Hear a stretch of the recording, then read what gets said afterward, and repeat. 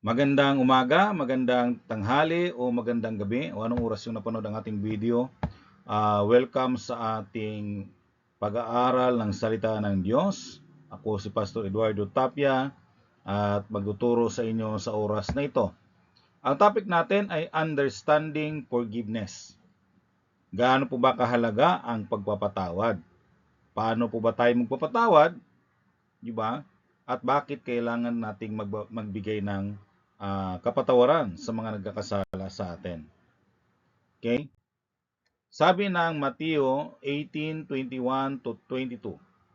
Then Peter came up and said to him, Lord, how often will my brother sin against me, and I forgive him? As many as 7 times? Jesus said to him, I do not say to you 7 times, but 77 times. Alam po natin napakahirap po magbigay ng kapatawaran, no? Lalo na doon sa mga taong nakagawa sa atin ng kasalanan. No? Lalo na talaga nasaktan tayo ng tudo, di ba? Talagang hindi natin nakakalimutan, no? Yung mga sakit, di ba? Yung mga galit natin doon sa nangyaring siguro pagtaksil sa atin ng ating mga kaibigan, mga kakilala natin, lalo mga mahal natin sa buhay, no? Nung ginawa nila tayo ng mali o ginawa nila tayo ng kasamaan, 'di ba? Tapos magkikimkim tayo ng mga sama ng loob, no, sa kanila.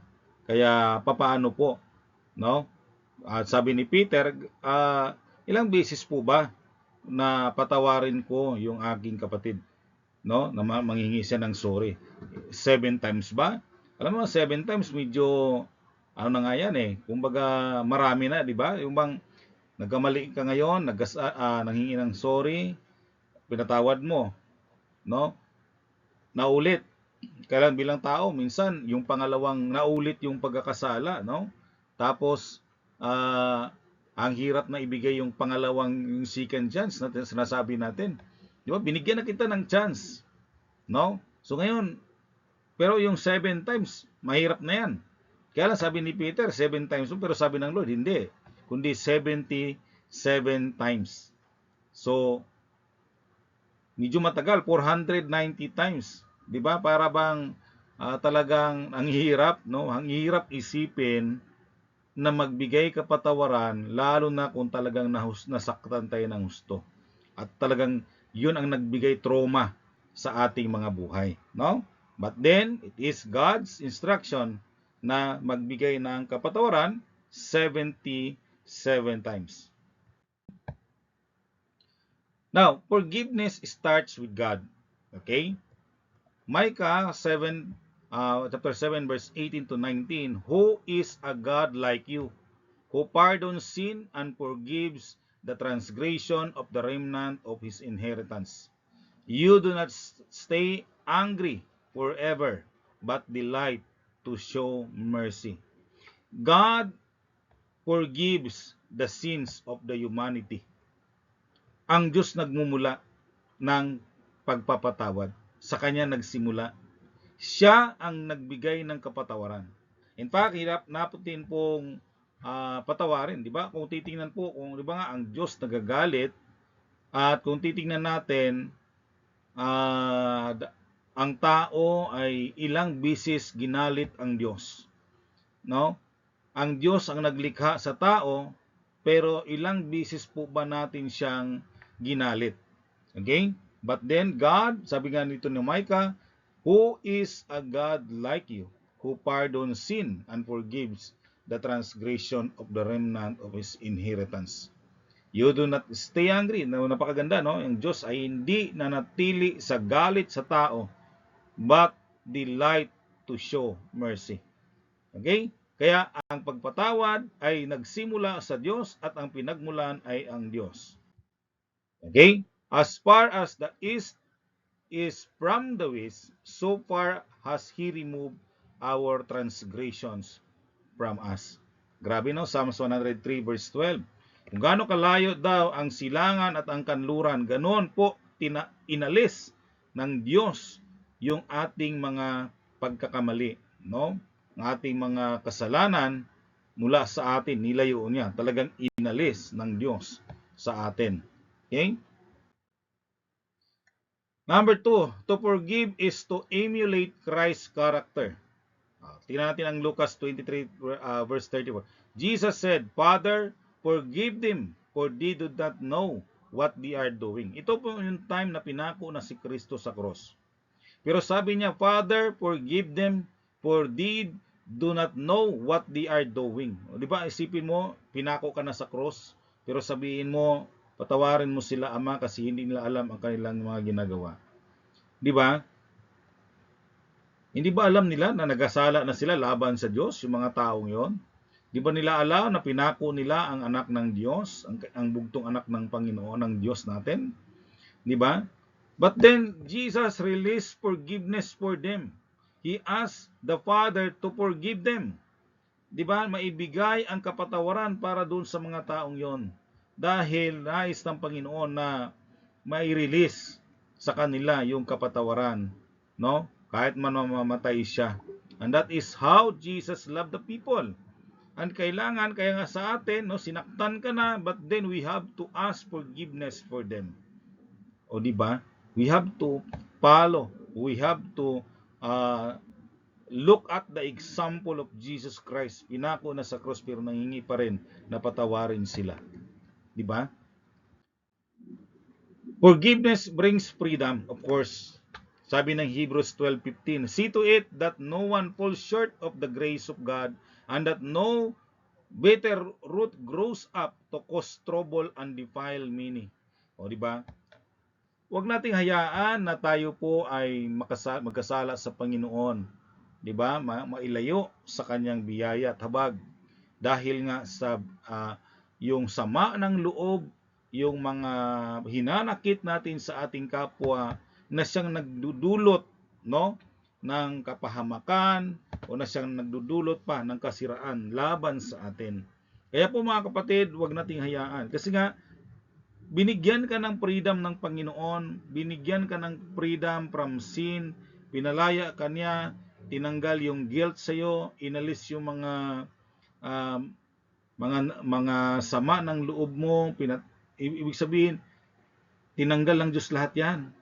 Di ba? Yung guilt, yung galit ng Diyos sa iyo, dapat parusahan ka niya, kailangang inalis ng Diyos at iginawad niya yung kapatawaran. No? At doon nga sa previous natin topic, yung ginajustify niya tayo, nilinis niya tayo, ginawa niya tayong righteous in front of Him. Kaya po huwag tayong magkimkim ng galit na siyang maging dahilan kaya tayo ay malayo sa grasya ng Diyos. Di ba? Na siyang magtulak sa atin na mapahamak pa tayo. No? So mga kapatid, i-release natin anuman ang mga sama ng loob mo dyan. Okay? Sa harapan ng ating Panginoong Diyos. Number 4, we receive God's forgiveness when, number 1, if we confess our sins. 1 John 1:9, if we confess our sins, He is faithful and just to forgive us our sins and to cleanse us from all unrighteousness. See? Kailangan lang natin i-confess, kailangan natin sabihin sa Panginoon lahat ng mga iniisip nating mali laban sa ating kapwa. Diba? Minsan kasi hindi mo naman na-voice out pero nag-isip ka na masama. Kasi nga dahil sa sobrang galit, dahil sa mga ginawa nila sa iyo. Okay? Pero dahil kahit hindi mo pa naman nagawa yon, you have to confess to the Lord, Lord, sorry. Naisip ko po ito kasi po dahil sa sobrang ng sama ng loob ko sa kanila. We have to confess to God. And He is faithful and just to forgive us our sins. Diba? Hindi naman po tayo perfecto. Kahit ako ay hindi ako perfecto sa harapan ng Diyos. Kaya every now and then I ask God's forgiveness. No? Kasi nga hindi po natin alam. Baka mamaya bigla na lang po tayong umalis sa mundong ito. Paano po tayo haharap sa Panginoon? Okay? Proverbs 28 verse 13, whoever conceals their sin does not prosper, but the one who confesses and renounces them finds mercy. Mahirap, di naman mahirap magpakatotoo, sabihin natin na tayo nagkakasala at nagkakamali. Pero yung tinatago natin, kasi siyempre, pag tayo po ay nagkakasala, di ba, pangit po 'yun sa harapan ng tao, nakakahiya po. Ang kasalanan ay nakakahiya po, 'di ba? Kahit nga yung mga iniisip nating mga mali, no, nakakahiya yan sa harapan ng Diyos. Kaya nga, kung hindi mo man nabanggit sa ibang tao, wala namang iba nakakalam sa ginagawa mong mali, then you have to ask the Lord forgiveness. Kasi ang Diyos nakakabasa ng utak natin, nakakabasa ng puso natin, no? Whoever conceal their sins does not prosper.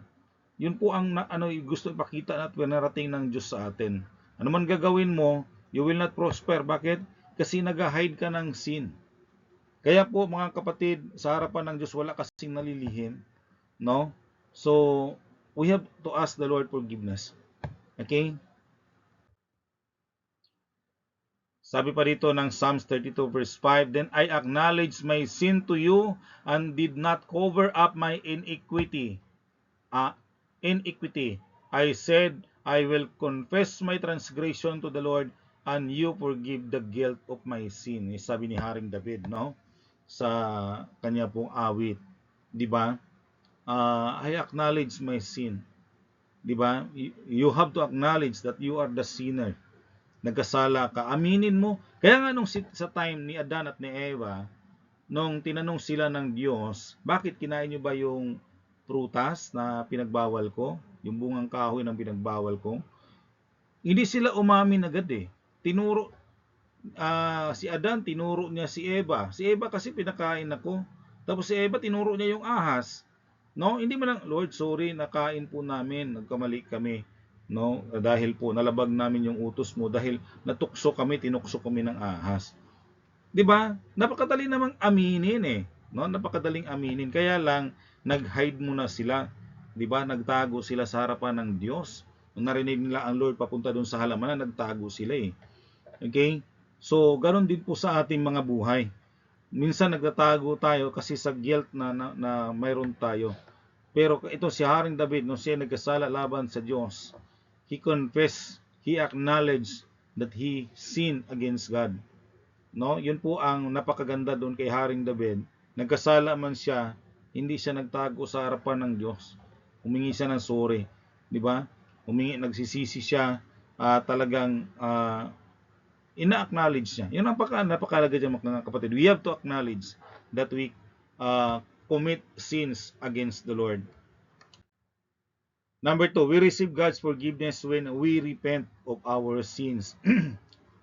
Acts 2:38, And Peter said to them, Repent and be baptized, every one of you, in the name of Jesus Christ, for the forgiveness of your sins, and you will receive the gift of the Holy Spirit.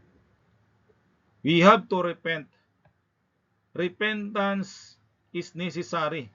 Iba yung confession sa repentance.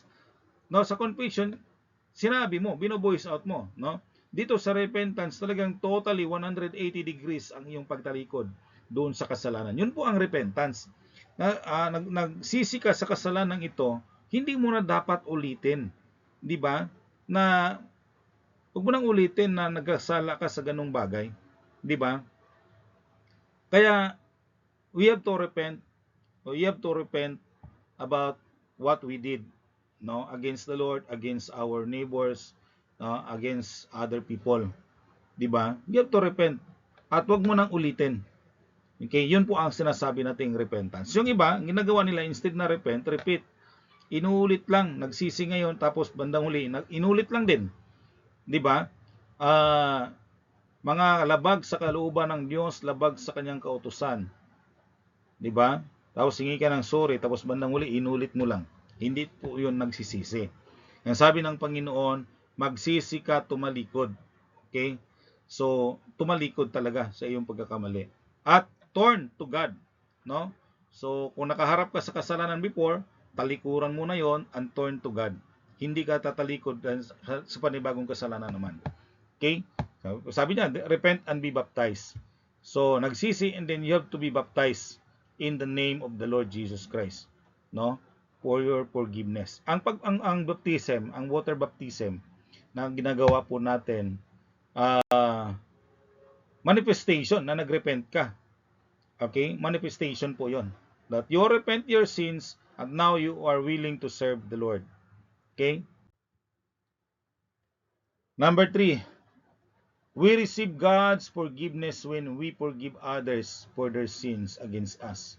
Matthew 6:14 to 15. For if you forgive others their trespasses, then your heavenly Father will also forgive you. But if you do not forgive others their trespasses, neither will your Father forgive your trespasses. Una, gaya na sinabi ko, ang forgiveness ay nagmula sa Diyos. Pinatawad ka ng Diyos eh. So ang gusto ng Panginoon ngayon, magbigay ka pa rin ng kapatawaran. Paano ngayon kung hindi ka na nagbibigay ng kapatawaran? Di ba? So anong gagawin ngayon ng Panginoon? No? So sana, sabi dito, we receive God's forgiveness when we forgive others of their sins against us. Kaya nga doon sa Ama namin, the Lord's Prayer, no? Diyan yan sa chapter 6 ng Mateo, nga patawarin mo kami sa aming mga kasalanan gaya ng pagpapatawad namin sa iba. May condition yun eh. That's a petition na may condition. Patawarin mo kami sa aming mga kasalanan gaya ng pagpapatawad namin sa iba. Kaya kung hindi ka nagpapatawad, hindi nagsinungaling ka ngayon. Kasi sabi mo, patawarin mo kami gaya ng pagpapatawad namin sa iba. Kaya dapat, magpapatawad ka, hingi ka ng kapatawaran sa Diyos sa iyong mga pagkakasala. Kaya nga, may sinabi pa nga, no, kung bago ka maghandog at naalala mo na mayroon kang kasalanan sa iba, iiwan mo muna yung handog, no, sa harapan ng dambana, dan puntahan mo muna yung iyong kapatid na kung saan doon ka nagkagawa ng kasalanan. Okay? And then, balik ka sa kakamaghandog. So, nais po ng Panginoon, mga kapatid, no, na tayo po ay ibigay po yung forgiveness, no, doon sa lahat ng tao.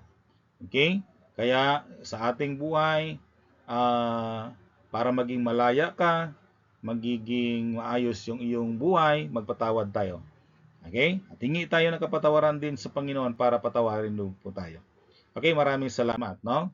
So, sabi dito, conclusion and the challenge. God might be speaking to someone today who are carrying pain, disappointment, or bitterness. Therefore, the Lord asks you to give that load to Him. Matthew 11:28, no? Come to me who are carrying heavy loads.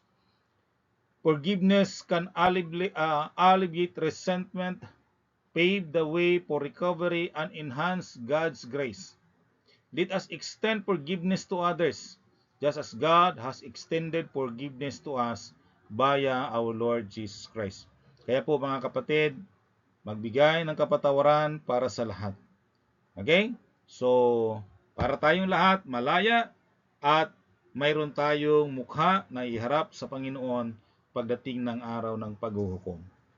No? So, yun lang sa gabing ito. Let us pray. Father God, ikaw po ang Diyos na napakabuti sa aming mga buhay.